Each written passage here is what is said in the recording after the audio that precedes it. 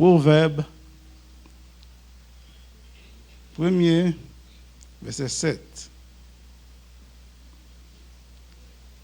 Je vais lire pour vous. La crainte de l'Éternel est le commencement de la sagesse ou de la science. Pas vrai? Les insensés méprisent la sagesse et l'instruction.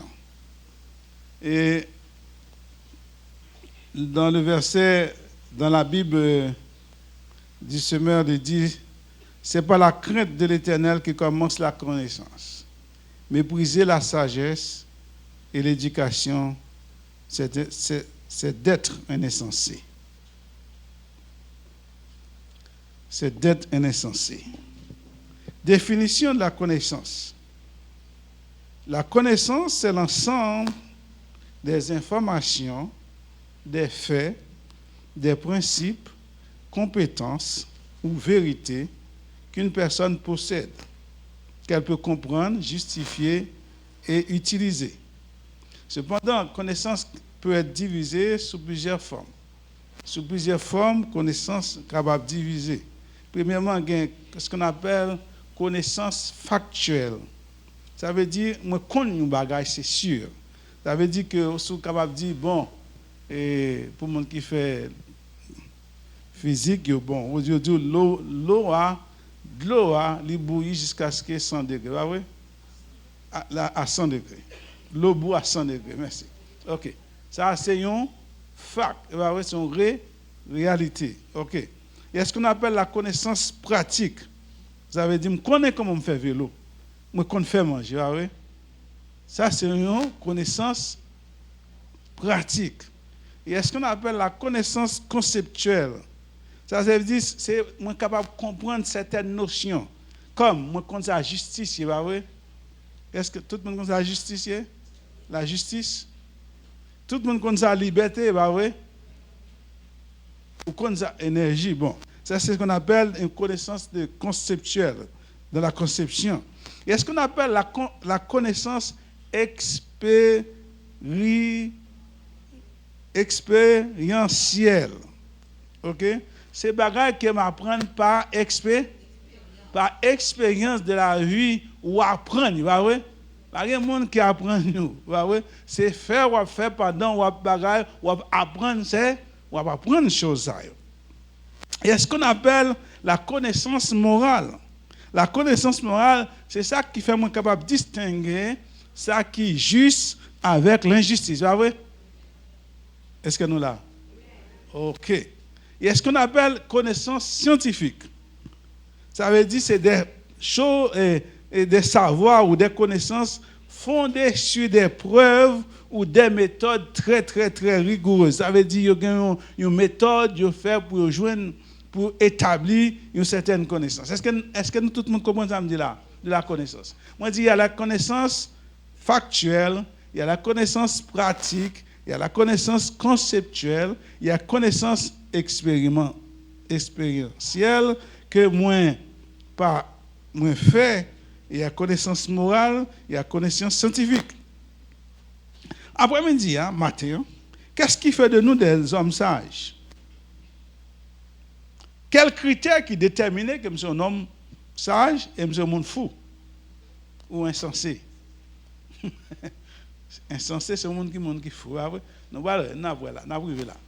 Qui ça qui détermine que matin, moi c'est un homme sage, moi c'est une femme sage, moi c'est un homme qui perd tête, moi mais sensé.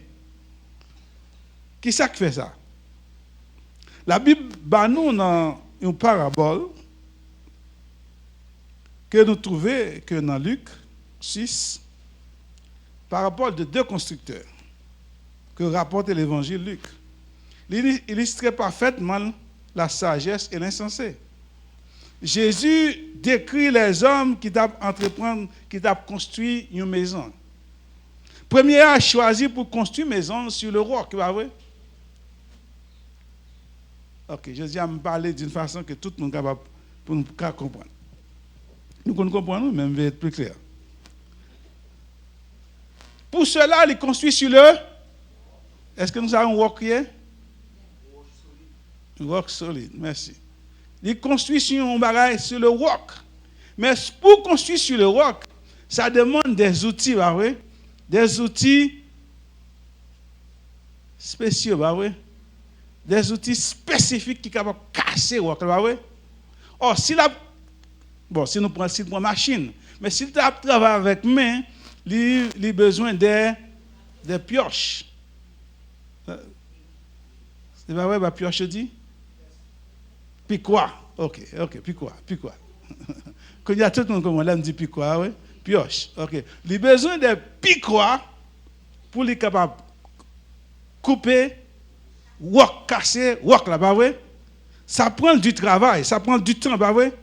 Pour qui ça? Parce qu'il veut déposer, il veut faire un fondement solide. Ce travail, il m'a dit en pile d'effort, en pile temps, en pile persévérance. Mais là, il finit qu'on est maison là, l'abso solide. Tandis que l'autre monsieur là, les jeunes sable là, il dit ah, ça m'a fait une belle maison là. Non seulement m'a forcer en pile, m'a faire effort en pile, et puis sable là avec n'importe quel contenant, m'a tirer sable là, ouais. Facile à creuser. Et construction, elle a fait plus vite parce qu'elle a pris moins de temps. Et il se réjouit d'avoir maison, il fait maison sans difficulté. Il privilégie parce qu'elle rapidité. Il privilégie la rapidité plutôt la stabilité. Est-ce que nous là? Il privilégie qui ça? Rapidité au lieu de stabilité. Combien de fois dans la vie nous préférons la rapidité?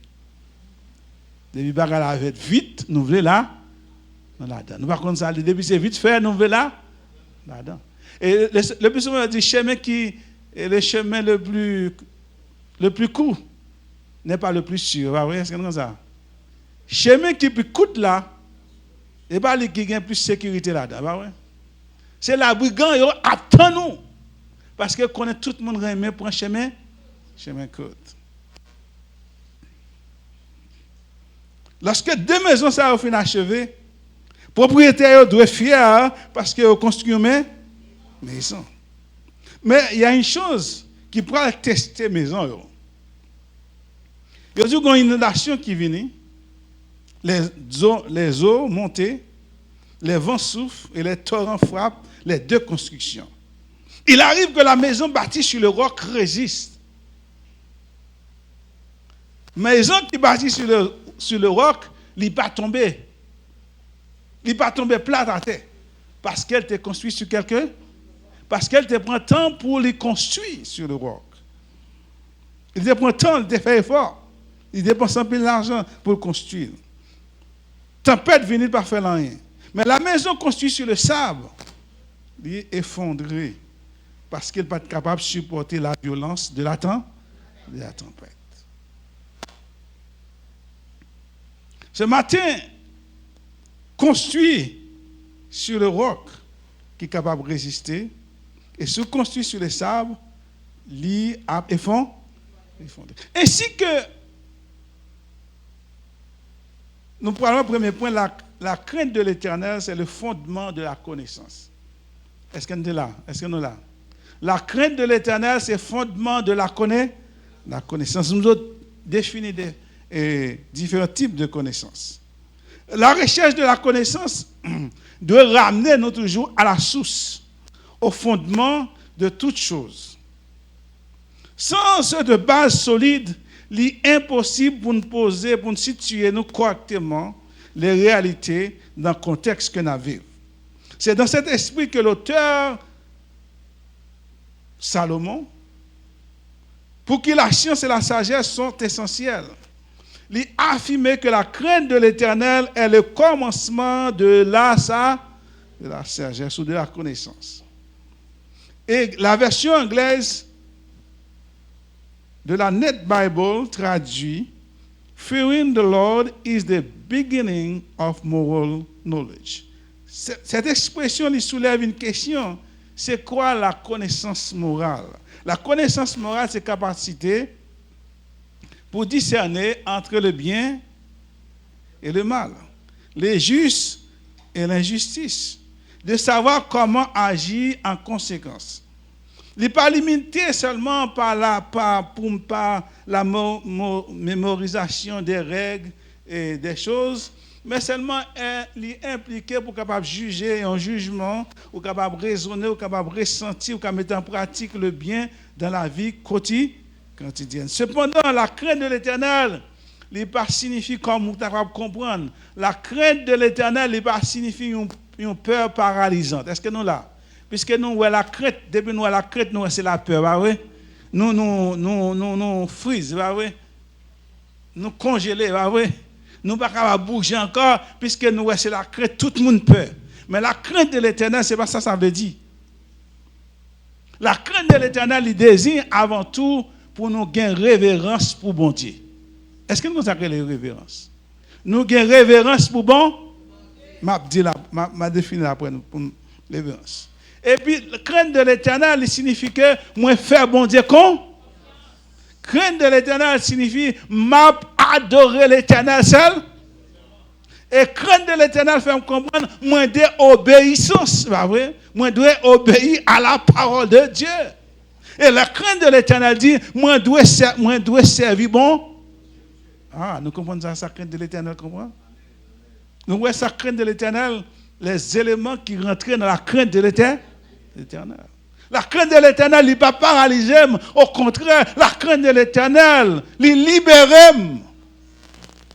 Il libère à servir l'Éternel pour me reconnaître et pour me battre, bon Dieu, ce qu'il a de droit, pour me mettre dans la perspective, dans la vie, moi. C'est une attitude intérieure qui reconnaît la grandeur de Dieu et qui oriente la vie vers ce qui est juste. La crainte de l'Éternel est le frein qui nous permet de ne pas faire n'importe quoi. Est-ce que me dit bien dit? Moi, je dis, la crainte de l'Éternel, c'est un frein. Est-ce que nous voyons?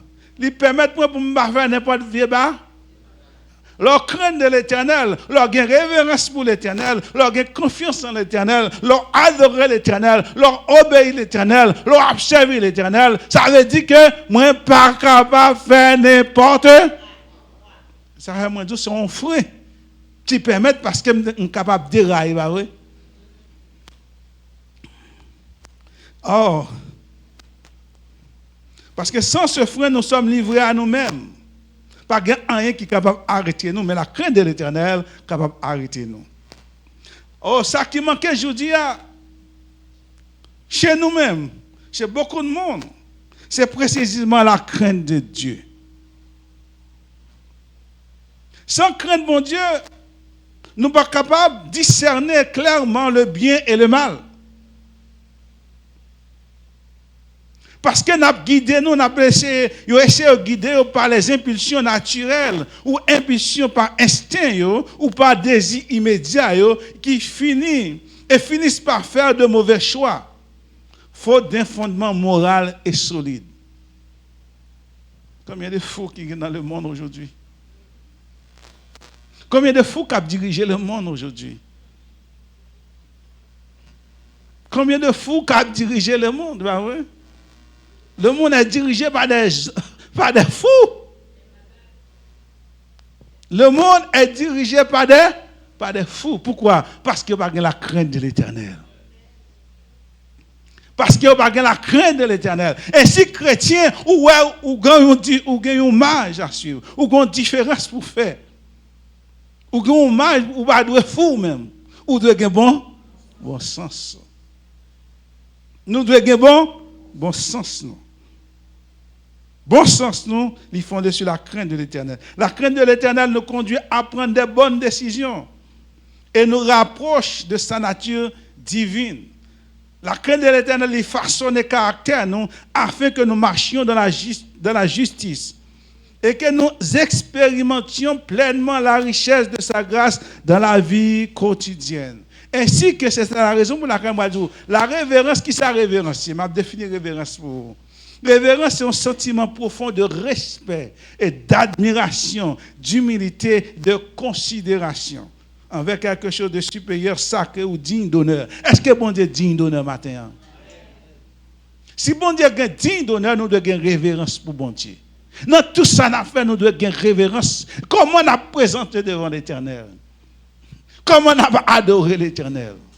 Comment on baille avec l'Éternel? Est-ce qu'on baille vaguement? Est-ce que nous là? Ah, tout le monde va. Est-ce que Haïtien comme moi de dire que bon, partager tout ça bon Dieu bord il mettait l'enveloppe hein Haïtien la bof fruit est-ce qu'il va mettre l'enveloppe hein tout ça il fait tout fruit il mettait dans l'enveloppe parce qu'elle respecte. Ainsi que nous-mêmes, lorsqu'on respecte l'Éternel, nous devons devenir devant l'Éternel avec honneur, avec une certaine révérence. Et parce que bon Dieu n'est pas égal à nous-mêmes, c'est vrai qu'il est bon privilège. Il est bon privilège pour venir devant. Mais on doit respecter l'Éternel. L'Éternel, ce n'est pas petit frère.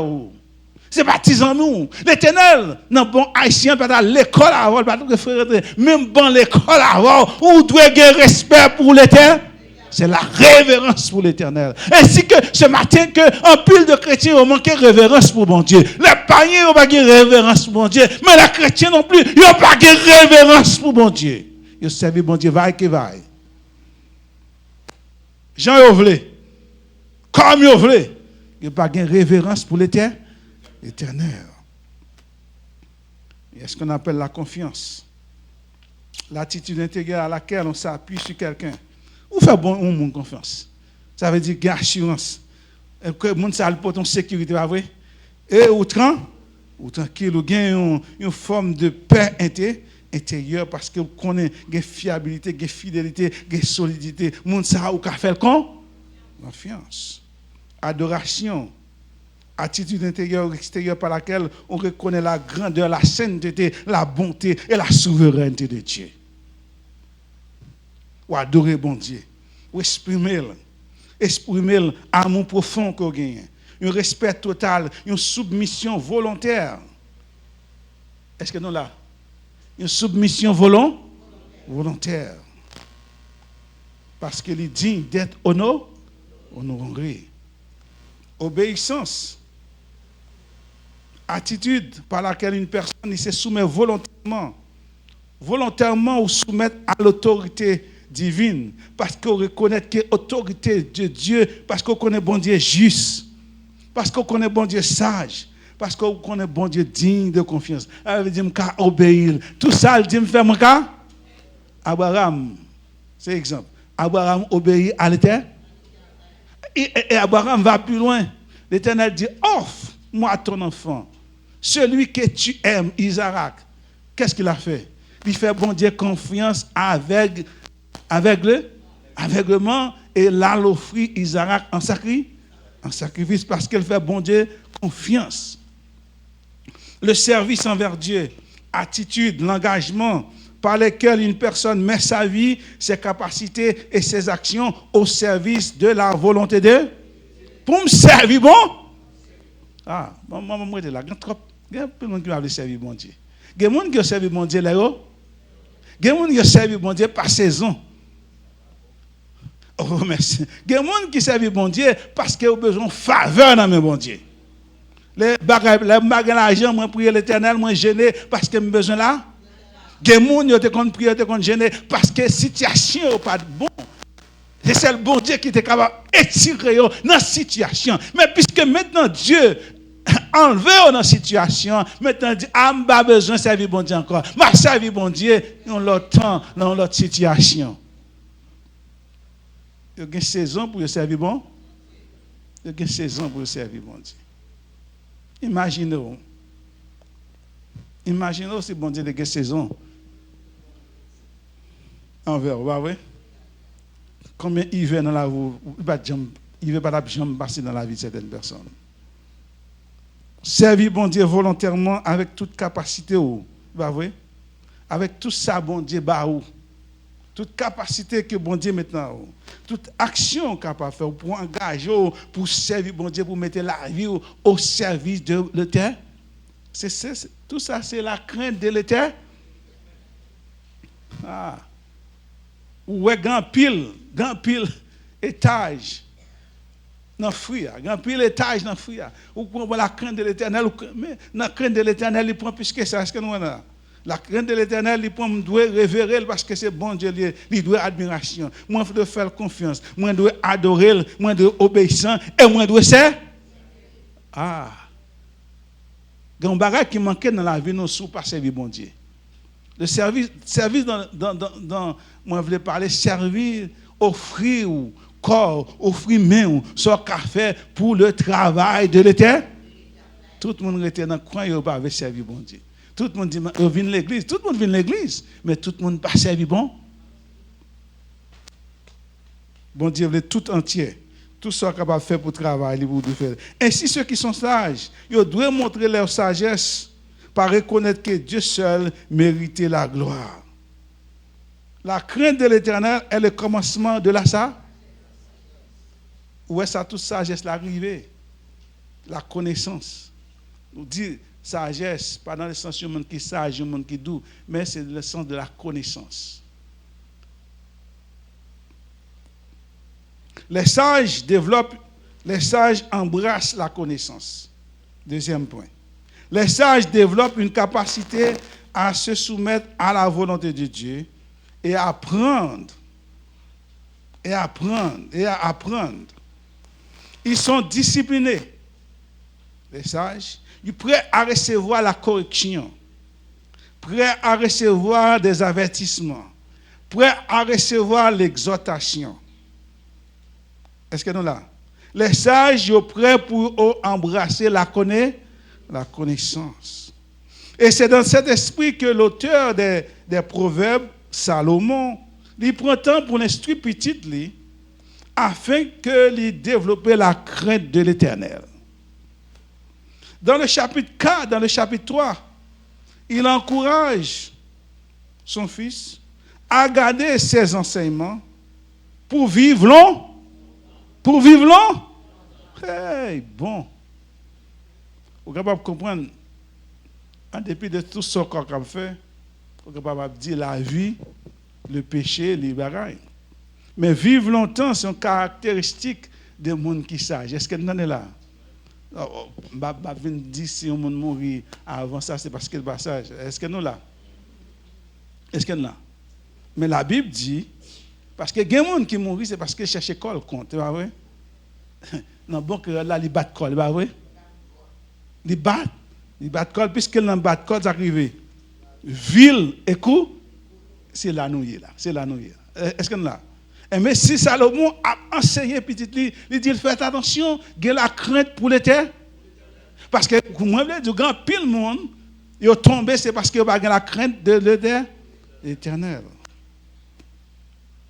Il dit, craindre l'éternel pour capable prendre la paix, pour capable obtenir la faveur de Dieu. Non seulement la faveur de Dieu, et la faveur des hommes. Parce que lorsqu'on craint l'éternel, eh bien, c'est comme si, c'est pas comme si, c'est la bénédiction de l'éternel qui est sur nous-mêmes. Tout côté au passé, mon remet. Tout côté au passé, on va jouer la faveur des. Parce que bon Dieu mettait un bagage sur terre tout. C'est la bénédiction de l'éternel. Et puis, on va acquérir une raison saine. Il lui rappelle que véritable sagesse, il commençait par une confiance totale en l'éternel. Plutôt que dans sa propre intelligence. Propre intellectuel. Okay? Au lieu de compter sur connaissance cérébrale de Dieu. Pas compter sur ce qu'on fait. Le plus souvent, les jeunes, ils ont un cerveau qui est capable d'absorber les informations. Ils sont capables de prendre toutes les informations, ils absorber. Et puis, ils sont capables pour réciter. Ainsi que leur réciter, ils disent, ils sont sages, ils sont intelligents. Mais ainsi que Salomon dit à son fils, attention, pas compter sur ses propres informations qu'on a acquises, mais propres informations que vous devez battre l'éternel priorité dans la vie, parce que le commencement de la sagesse, il commençait par la crainte de l'éternel. l'Éternel, pas appuyer sur l'intelligence que ça ou gagne, mais appuyer sur la crainte de l'Éternel. C'est ça qui est capable de faire rendre nous plus sages. Il dit reconnaître Dieu dans toutes ses voies, conduire et à marcher sur un chemin droit et sûr. Salomon les avertit aussi petit lui pour ne pas croire dans ses propres, pour ne pas se croire à ses propres yeux, mais de craindre l'Éternel et de détourner du mal. Une telle attitude apporte santé, force et équilibre intérieur. Il exhorte également à honorer Dieu avec ses biens, avec les premiers fruits de son travail, promettant que la générosité envers Dieu conduit à l'abondance. Enfin, il lui enseigne de ne pas rejeter la correction de l'Éternel, ni de se décourager lorsqu'il reprend, car Dieu discipline ceux qu'il aime, comme un père corrige l'enfant qu'il chérit. Salomon enseignait à son fils l'importance d'être sage et de dépendre entièrement de Dieu. Pourtant, l'être humain, il a tendance pour le croire à lui-même. Il veut croire maître de lui-même et à s'éloigner de la voie divine. Il pense que sa propre intelligence suffit, mais la connaissance purement intellectuelle ou cérébrale n'est pas la véritable connaissance. Est-ce que nous l'avons? La véritable, les informations que moi joigne dans l'école, ce n'est pas véritable connaissance. C'est véritable connaissance qui n'est pas bon salut. C'est véritable connaissance qui n'est pas mener dans le ciel. Et véritable connaissance qui mène dans le ciel, c'est lorsqu'on craint l'Éternel. C'est ça le plus gros problème que le monde gagne. Le monde qui par contre bon Dieu, c'est parce qu'il n'a pas la crainte de l'Éternel. Il n'a pas bon Dieu première place dans la vie. Puisque vous apprendre des choses, vous pensez au café des navettes, aller dans la lune, vous pensez qu'il est plus fort que bon Dieu. Est-ce que nous là? Vous pensez, puisque vous avez connaissance pour casser la loi, ce qu'on appelle la loi de la pesanteur. La loi de la pesanteur, comme moi-même, à un moment donné, ou survoler ou pas tomber, à un moment donné, lorsqu'on arrive survoler, lorsque ça tombe, c'est la loi de pesanteur qui a attiré le bouton. Puisque vous avez une connaissance maintenant, vous avez volé plus haut que la loi de la pesanteur, vous pensez que c'est bon Dieu. C'est ça le problème de l'homme. La connaissance augmente. La connaissance commence lorsqu'on met Dieu en premier. C'est une connaissance qui transforme le cœur. Et c'est la raison pour laquelle moun sa yo cœur yo pas transformé, cœur yo dit. Yo dit. Puisque cœur yo pas transformé, eh bien tout ça yo joindre pour faire pour éliminer moun yo ka fait. Tout ça yo joindre pour éliminer moun yo ka faire. Parce que cœur yo pas de transformation qui fait. Mais la connaissance de Dieu, il transforme les cœurs. Il éclaire les décisions, non. Il oriente la vie de ce qui est juste. Elle ne repose pas seulement sur ce que l'on sait, sur ce que l'on écoute, à qui l'on se soumet. La vraie connaissance, c'est lorsque nous soumettons à la volonté de Dieu. L'auteur nous dit la crainte de l'Éternel est le commencement de la sagesse. Nous voyons que la crainte de l'Éternel est commencée par la sagesse. Les gens qui ont une vraie connaissance, ils soumettent à la volonté de Dieu. Mais il y a une autre catégorie que l'auteur a dit. Les insensés méprisent la sagesse et l'instruction.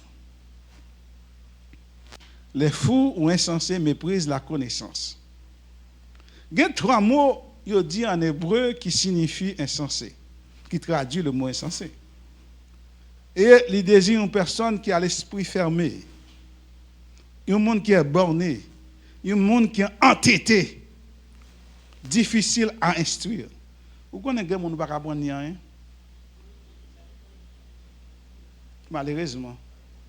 Il y a des gens qui ne peuvent pas apprendre rien. Il y a des gens dans l'église qui ne peuvent pas apprendre rien non plus, non?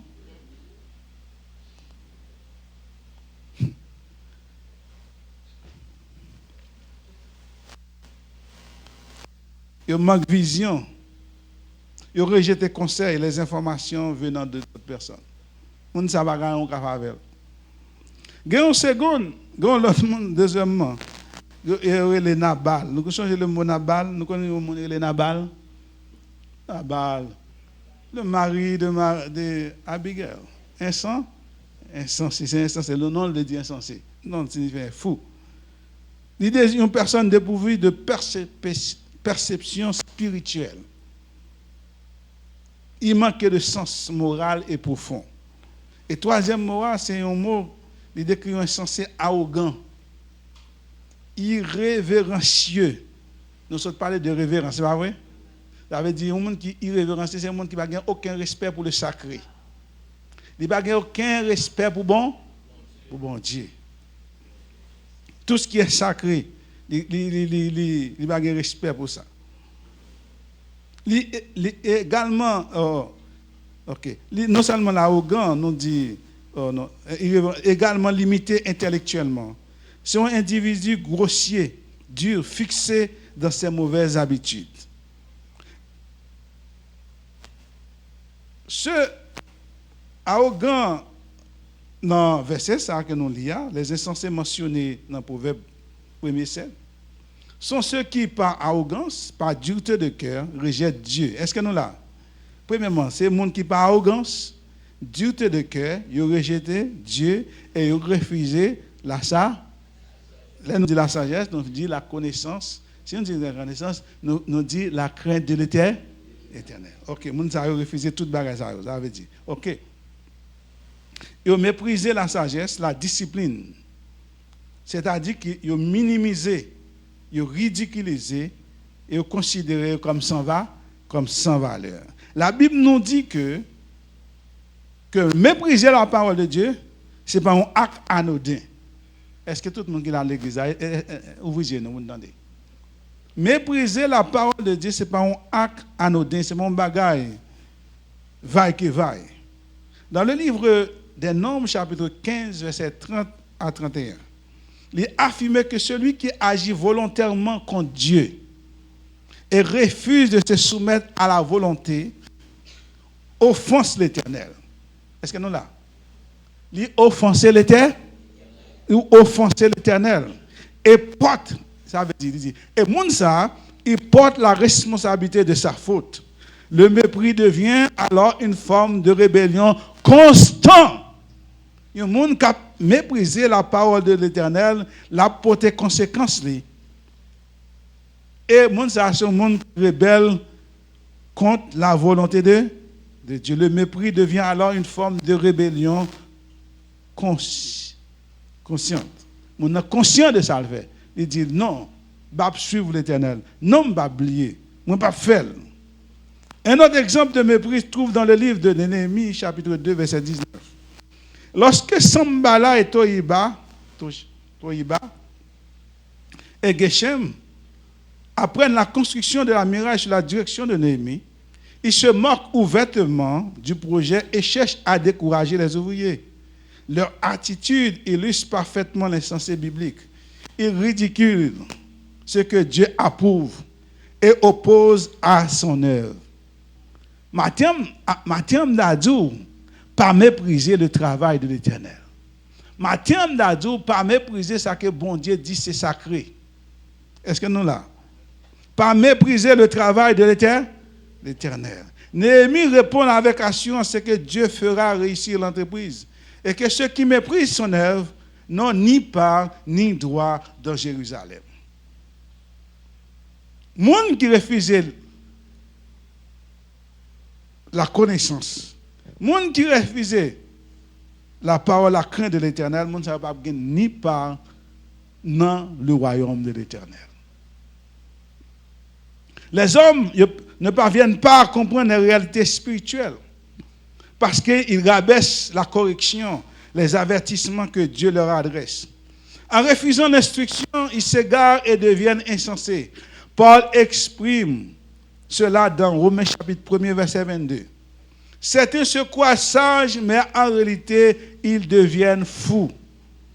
En réalité, ils sont En pile, monde pense que est sage, mais en réalité, yo fou. Depuis le monde par contre bon Dieu, monde ça c'est un monde qui pas de sens li. Est-ce que nous là? Depuis le monde par contre bon Dieu, depuis le monde pas la crainte de l'Éternel, monde ça c'est un monde qui n'a pas de sens li. Nous quand ça veut dire un monde fou dans bon haïtien pas vrai? Ça veut dire il ka tirer roche n'importe côté pas vrai? Il parle n'importe ça li pas? Ça pas vrai. Il sait monde faut toujours à parler pour quoi? Éphésiens 4, Paul dit dans Éphésiens 4, Paul ajouté que l'intelligence est obscurcie. Ils sont étrangers à la vie que Dieu donne à cause de l'ignorance, parce que la crainte de l'Éternel qui découle d'un endurcissement dans le cœur. Ce matin, mettez attention pour que nous parlions de Dieu le monde et que nous-mêmes nous trouvions la caille. Est-ce que vous comprenez? Maintenant, mettez-nous pour nous faire attention. Pour que l'intelligence ne soit pas obscurcie. Pour ne pas être étranger à la vie que Dieu donne. À cause de l'ignorance qui découle de l'endurcissement de cœur. Le problème, non, le plus souvent, n'est pas intellectuel. Mais c'est un problème spirituel. Un cœur fermé ne peut recevoir la lumière de Dieu. Un cœur qui est fermé n'est pas capable de jouer un rayon soleil reflété dans la ville parce que qu'elle fait fermé. Pour recevoir la lumière du soleil, il faut que le rayon capable de passer. Regardez les fenêtres, regardez le côté de trace, que le rayon capable de circuler. Si pas un rayon circuler, et me fermé, pas capable la lumière, pas capable de jaillir. Véritable sagesse, ce matin, il trouvé dans bon Dieu. Il commençait par la crainte de l'Éternel. Cette crainte nous permet de distinguer le chemin. Premièrement, il permet de distinguer les gens qui sont sages et les gens qui sont insensés. Deuxièmement, il permet de distinguer la voie du juste et la voie des pécheurs. Et nous connaissons bien dans le psaume premier qui ça dit, la voie du juste. Non. La voie du juste mène à la vie. Et la voie des pécheurs lui mène à la. Les moqueurs n'hériteront pas le royaume de Dieu. Monde qui moque, c'est monde qui n'a pas connaissance de la parole de Dieu. Monde qui n'a pas crainte bon Dieu. Monde qui n'a pas révérence pour bon Dieu. Monde qui pas obéir à la parole de Dieu. Monde qui pas servir bon Dieu. Monde ça c'est moqueur. Monde ça c'est moqueur. Ce matin, nous appelons pour nous craindre l'Éternel. Ce matin, c'est des grandes failles dans la vie. Ce matin, c'est des grands trous dans la vie. Le texte nous invite à combler les failles. Le texte là invite nous pour nous combler les failles. Le texte là invite nous matin pour nous des vrais adorateurs. Le texte là invite nous pour nous faire bon Dieu con. Le texte là invite nous pour nous obéir à l'Éternel.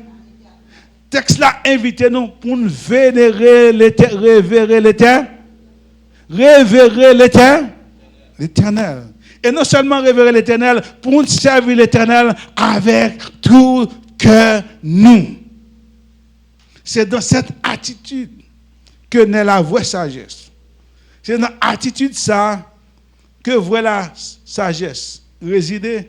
C'est dans l'attitude ça les n'a pas qu'est-ce monde qui est juste. Et nous avons des gens qui moquent.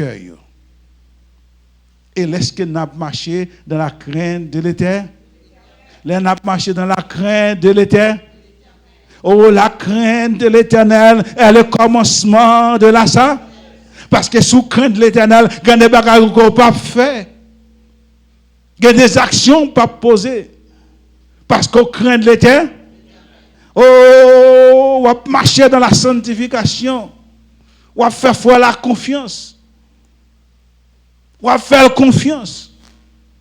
Parce qu'on a crainte de l'éternel dans la vie. Est-ce qu'on a crainte de l'éternel dans la vie matin? Si on n'a pas crainte de l'éternel dans la vie, le verset nous dit, le texte nous dit, la crainte de l'éternel est le commencement de la sagesse. Vous êtes capable de comprendre pour qui ça tout le monde, tout le monde en ébullition. Vous êtes capable de comprendre pour qui ça est tout fou ça dans le monde. Vous êtes capable de comprendre pour que tout le monde tête en bas. Pour qui ça? Parce que vous avez la crainte de l'éternel. Lorsque tu tues le monde, c'est parce que vous avez la crainte de l'éternel. Gang a tué le monde, c'est parce que vous avez la crainte de l'éternel. Il